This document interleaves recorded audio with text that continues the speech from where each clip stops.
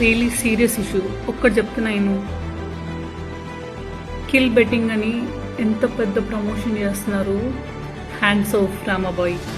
Literally మీది follow అవుతున్న కొద్దీ పిచ్చిలేసిపోతుంది. ఇంతమంది సఫర్ అవుతున్నారా బెట్టింగ్కి అనేసి. సో ప్లీజ్ పేరెంట్స్, మీరు కూడా చూడండి మీ పిల్లలు ఏం చేస్తున్నారు.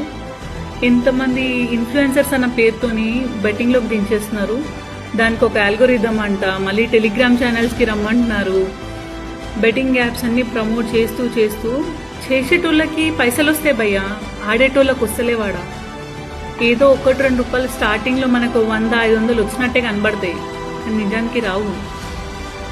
చిన్న చిన్న వాటికి ఇన్ఫ్లుయెన్స్ అయిపోయి అనవసరమైన వాటికి పోయి బొక్క పెట్టుకోకండి పైసలు.